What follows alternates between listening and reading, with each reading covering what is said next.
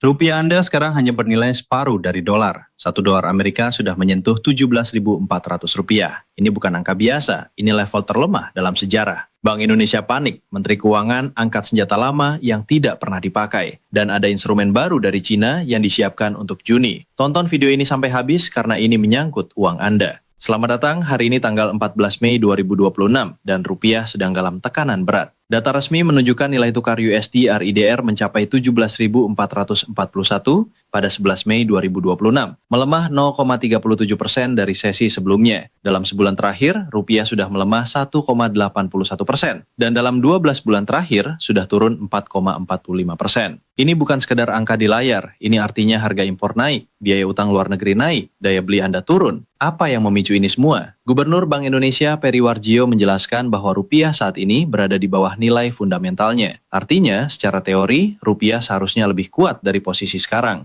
Indikator ekonomi Indonesia sebenarnya solid. Pertumbuhan ekonomi 5,61%, salah satu tertinggi di G20. Inflasi hanya 2,42%. Neraca perdagangan surplus, cadangan devisa masih tinggi. Kredit perbankan tumbuh, tapi rupiah tetap melemah. Kenapa? Karena tekanan datang dari luar, bukan dari dalam. Ketegangan baru antara Washington dan Teheran di sekitar Selat Hormuz mendorong penguatan dolar Amerika Serikat yang membebani rupiah dan mata uang negara berkembang lainnya. Selain itu, data April menunjukkan cadangan devisa Indonesia turun untuk keempat bulan berturut-turut ke level terendah dalam hampir 2 tahun yang memperlihatkan lemahnya penyangga eksternal. Indeks dolar menguat sekitar 4,41%. Kondisi ini memicu capital outflow dari seluruh negara berkembang. Dana asing keluar dari pasar saham dan obligasi Indonesia. Ini adalah tekanan global, bukan kegagalan domestik. Tapi pemerintah tidak bisa diam. Bank Indonesia sudah mengambil beberapa langkah. Mari kita bedah satu persatu. Pertama, suku bunga acuan atau BI rate tetap di 4,75%. Sudah 8 bulan tidak berubah. Ini bukan kelambanan, ini keputusan strategis. Dengan menahan BI rate di 4,75%, Bank Indonesia berusaha mengurangi dorongan pemilik modal untuk mengkonversi rupiah ke dolar. Kedua, Bank Indonesia menaikkan imbal hasil instrumen SRBI, Sekuritas Rupiah Bank Indonesia. Pada lelang 6 Mei 2026, hasil lelang SRBI tercatat untuk tenor 6 bulan dengan yield 6,1%, tenor 9 bulan 6,2%, dan tenor 12 bulan menembus 6,5%. Total yang dimenangkan sebesar 2,46 triliun rupiah. Tujuannya jelas, Bank Indonesia ingin menarik investor asing masuk ke Indonesia lewat instrumen ini. Dengan imbal hasil 6,5%, SRBI menjadi salah satu instrumen menarik di kawasan Asia Tenggara. Tapi ada pertanyaan serius di sini. Apakah SRBI yang berbunga tinggi membuat bunga perbankan sulit turun? Bank Indonesia sendiri mengakui ada dampak kontraksi dari kebijakan ini. SRBI adalah instrumen kontraksi. Artinya, ia menyerap likuiditas dari pasar. Di sisi lain, Bank Indonesia juga melakukan ekspansi moneter lewat instrumen lain seperti KLM, kebijakan likuiditas makroprudensial. Ini adalah dua pedal yang dimainkan secara bersamaan. Satu kaki direm, satu kaki digas.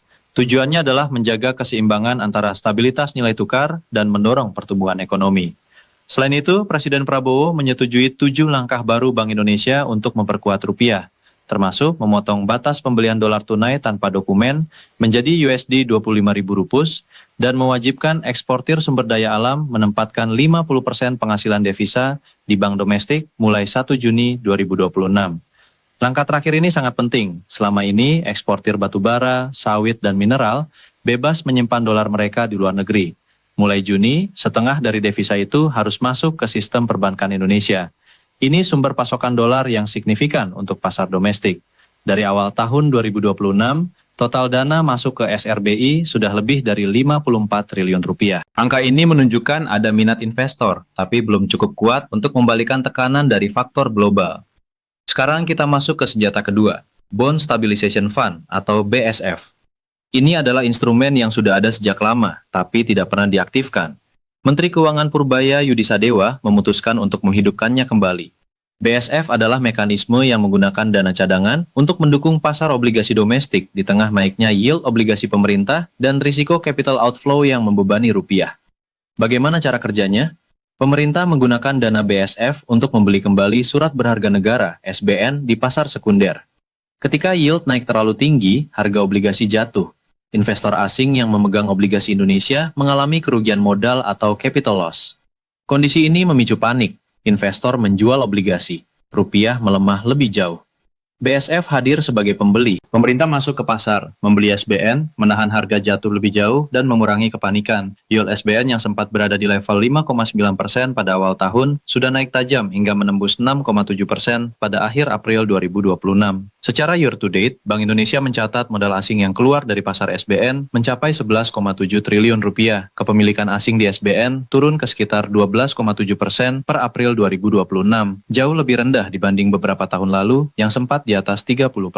Pasar obligasi domestik menjadi lebih sensitif terhadap capital outflow dan gejolak global. Dari mana sumber dananya? Dana untuk BSF tidak hanya bersumber dari saldo anggaran lebih atau SAL. Beberapa lembaga juga terlibat, termasuk Kementerian Keuangan dan seluruh Special Mission Vehicle, SMV, yang berada di bawah Kementerian Keuangan. Bank Indonesia sendiri sudah membeli SBN sekitar 111,5 triliun rupiah hingga April 2026 untuk menjaga stabilitas pasar dan rupiah. Sehingga kebutuhan instrumen stabilisasi tambahan memang sudah terlihat nyata. Apakah BSF efektif? Ekonom dari Core Indonesia, Yusuf Randy Manilet, menyebut BSF lebih tepat dipandang sebagai alat untuk membeli waktu, bukan solusi permanen. BSF berisiko membuat pasar lebih bergantung pada dukungan domestik jika tidak ada strategi keluar yang jelas. Selain itu, penggunaan likuiditas terus-menerus untuk stabilisasi pasar dinilai dapat mempersempit ruang fiskal pemerintah. Struktural. Jika defisit fiskal melebar atau kepercayaan investor turun secara fundamental, BSF tidak akan cukup. Satu hal yang perlu dipahami, Bank Indonesia dan Kementerian Keuangan dalam kerangka KSSK, Komite Stabilitas Sistem Keuangan, berperan sebagai stabilisator, bukan entitas yang mengejar profit. Mereka tidak harus untung dari pembelian obligasi ini. Fungsi utamanya adalah menjaga sistem tetap stabil. Langkah ketiga yang sedang disiapkan adalah Pandabon. Pandabon adalah surat utang yang diterbitkan dalam denominasi Yuan Renminbi Tiongkok. Menteri Keuangan Purbaya menargetkan penerbitan Pandabon pada Juni 2026. Mengapa ini penting? Selama ini Indonesia sangat bergantung pada dolar Amerika Serikat untuk pembiayaan internasional. Ketika dolar menguat, beban utang dan tekanan terhadap rupiah otomatis meningkat. Dengan menerbitkan obligasi dalam Yuan, Indonesia mulai mendiversifikasi sumber pembiayaannya. Penerbitan Pandabon dinilai memberi dampak lebih luas terhadap penguatan fundamental rupiah karena pemerintah memperoleh pembiayaan dalam mata uang Yuan dan mengurangi ketergantungan terhadap dolar Amerika Serikat. Indonesia sebenarnya sudah memiliki beberapa varian obligasi internasional. Ada Komodo Bond dalam rupiah, Samurai Bond dalam yen Jepang, dan Yankee Bond dalam dolar Amerika Serikat. Pandabon menambah satu lagi variasi ini. Jika penerbitan Pandabon berjalan lancar pada Juni 2026, tekanan terhadap rupiah diperkirakan lebih terkendali pada kuartal 2 tahun ini. Tapi ini adalah langkah jangka menengah. Dampaknya tidak langsung terasa hari ini atau minggu depan. Ini adalah sinyal bahwa Indonesia serius membangun fondasi yang lebih kuat untuk mata uangnya, tidak bergantung pada satu negara atau satu mata uang saja. Sekarang pertanyaan yang lebih besar, siapa sebenarnya yang bertanggung jawab menjaga rupiah? Ada kesan yang membingungkan. Bank Indonesia bertugas menstabilkan nilai tukar, tapi kini Kementerian Keuangan juga ikut menjaga rupiah. Sebaliknya, Bank Indonesia lewat instrumen seperti KLM juga mendorong pertumbuhan ekonomi. Apakah peran ini terbalik? Jawaban yang tepat, tidak ada yang terbalik. Ini adalah mekanisme gotong royong. Kementerian Keuangan sebagai otoritas fiskal punya amunisi sendiri, BSF dan SMV, untuk membantu stabilisasi nilai tukar. Bank Indonesia sebagai otoritas moneter punya instrumen sendiri, SRBI, operasi pasar, dan intervensi devisa. Keduanya beroperasi dalam satu kerangka yang sama, KSSK. Yang harus dijaga adalah koordinasi. Kapan Bank Indonesia masuk? Kapan Kementerian Keuangan masuk? Jangan sampai dua lembaga ini bergerak tidak sinkron, karena itu akan mengirim sinyal negatif ke pasar. Dalam konteks sekarang, pasar tidak hanya khawatir soal likuiditas, tetapi juga soal risiko fiskal, beban bunga utang, dan konsistensi kebijakan. Ini poin yang sangat penting. Investor global memantau bukan hanya apa yang dilakukan pemerintah hari ini. Mereka memantau konsistensi. Apakah kebijakan hari ini selaras dengan kebijakan bulan depan? Apakah sinyal dari Kementerian Keuangan selaras dengan sinyal dari Bank Indonesia? Ada juga risiko lain. Ada potensi distorsi harga jika pembelian SBN oleh institusi domestik mengabaikan mekanisme pasar. Kondisi ini dikhawatirkan membuat yield tidak lagi mencerminkan risiko fundamental yang sebenarnya. Jika yield SBN tertekan secara artifisial, investor tidak mendapat gambaran yang jujur tentang risiko berinvestasi di Indonesia. Ini berbahaya jangka panjang. Mari kita tutup dengan hal yang paling penting.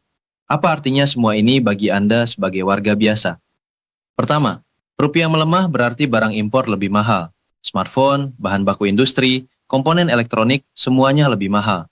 Inflasi dari sisi impor atau imported inflation menjadi ancaman nyata meski inflasi April masih terjaga di 2,42%. Kedua, SRBI dengan yield 6,5% adalah peluang. Jika Anda memiliki dana lebih dan ingin instrumen yang relatif aman dengan imbal hasil tinggi, SRBI adalah pilihan yang perlu Anda pertimbangkan. Yield ini lebih tinggi dari deposito kebanyakan bank. Ketiga, SBN atau surat berharga negara tenor 10 tahun sudah mengalami penurunan yield dari level tertinggi 6,96% di April ke sekitar 6,70% di awal Mei. Ini sinyal bahwa pasar mulai sedikit tenang setelah BSF diaktifkan dan koordinasi kebijakan diperkuat. Keempat, jangan terjebak narasi panik. Rupiah memang lemah, tapi fundamental ekonomi Indonesia masih kuat. Pertumbuhan 5,61%, inflasi terkendali, neraca perdagangan surplus. Tekanan ini bersifat eksternal dan siklus. Perang di Timur Tengah tidak akan berlangsung selamanya. Ketika ketegangan mereda, tekanan terhadap rupiah akan berkurang. Kelima, pantau perkembangan Panda Bond di Juni 2026. Jika berhasil diterbitkan, ini menandai babak baru diversifikasi pembiayaan Indonesia yang mengurangi ketergantungan pada dolar. Pemerintah sedang bergerak, Bank Indonesia sudah bergerak, Kementerian Keuangan sudah bergerak. Pertanyaannya sekarang adalah, apakah langkah-langkah ini cukup cepat dan cukup besar untuk menahan tekanan global yang belum menunjukkan tanda mereda? Itulah laporan lengkap kami hari ini, 14 Mei 2026. Jika video ini bermanfaat, bagikan ke orang-orang di sekitar Anda yang perlu memahami kondisi ekonomi Indonesia sekarang. Subscribe dan aktifkan notifikasi agar Anda tidak ketinggalan update berikutnya. Sampai jumpa.